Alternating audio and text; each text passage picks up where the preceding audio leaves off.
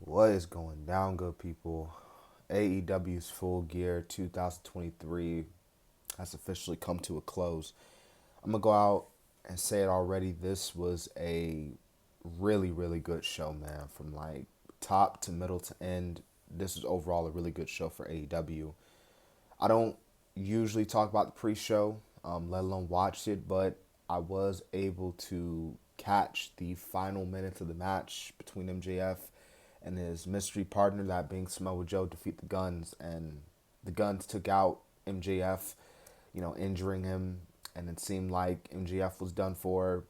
Adam Cole came out. We saw Adam Cole make a return, and Adam Cole was going to replace MJF in the main event, which we'll definitely get into. But as we move on with this video, the first match on the official card was the six-man tag match, and I thought this was a pretty good opener here. I like that they're not having Adam Cole and not Adam Cole, but Adam Copeland, excuse me, or Edge and Christian not fully touch each other. Like they didn't. They had a little interaction in this match, but it wasn't a whole lot. You know what I mean? And Sting, Darby, and Adam Copeland got the win, so that was pretty good. But the crowd was hot. Ric Flair got involved, only to get beaten down by Christian. I thought that was a cool moment there, but good opener there to get the crowd hot for the show. Next was Orange Cassidy and Jon Moxley. This is for the international championship.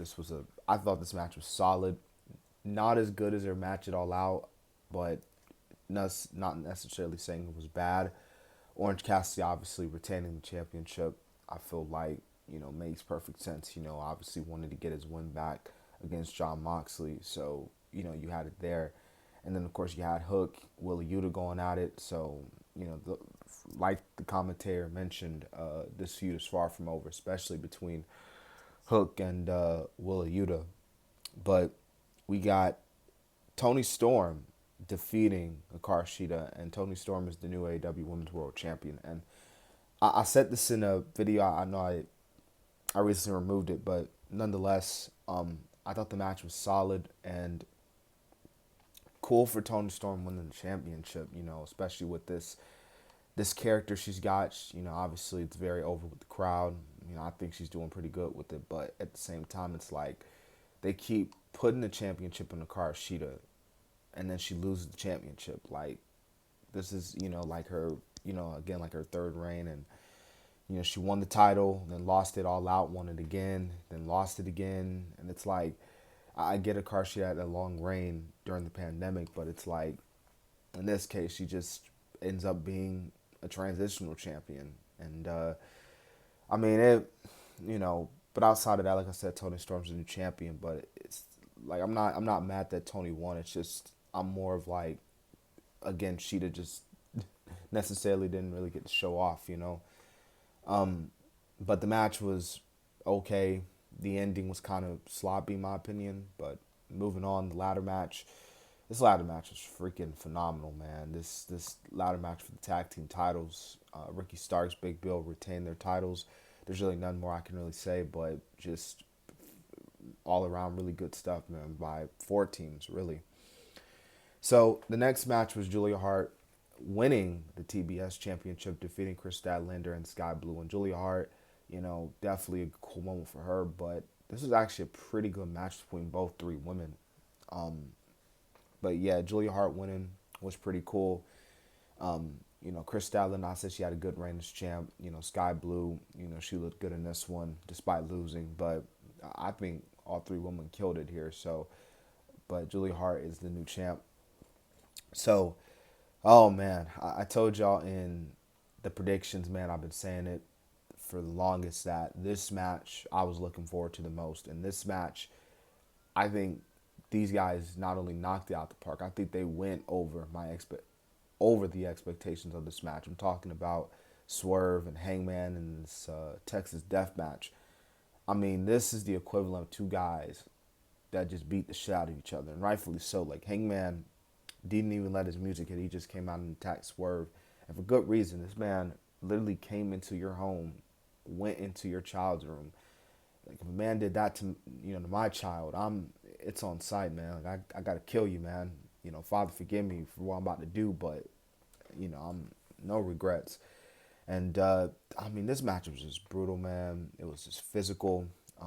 So many crazy spots in this match. You Hangman drinking Swerve's blood, like Prince Nana going through the table, and Swerve won. And that honestly kind of surprised me because I thought Swerve wasn't going to win. I felt like this was the match that Hangman was going to win. But you can tell that they are really capitalizing on Swerve Strickland. Don't be shocked if by next year this dude is in a title picture because he just beat, Hangman 2 times in a row.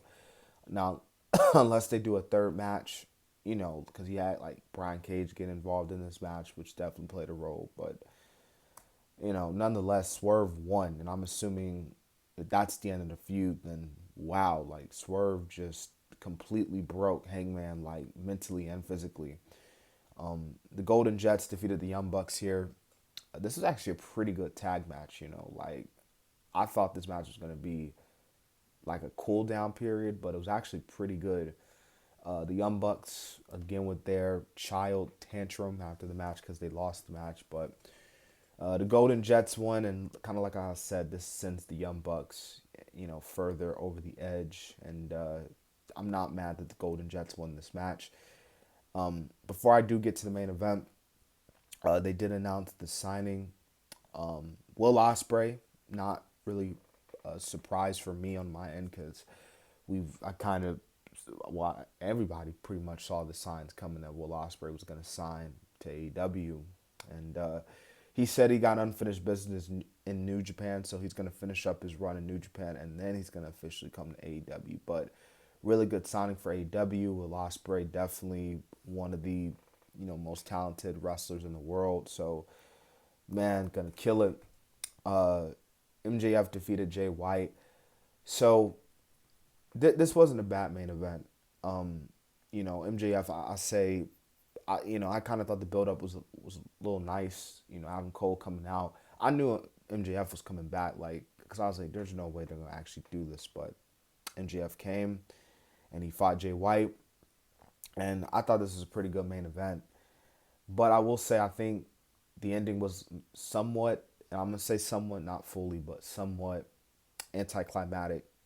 And I know we're a little long in the video, and I apologize, but I think the reason why I say that because of the fact that the devil, we were getting all this devil teases and the attacks and all that, and it really seemed like tonight they were going to reveal who the devil was going to be. But it looks like, and maybe that was in and of itself a swerve because they was probably thinking, hey, everybody's expecting the devil to be revealed tonight.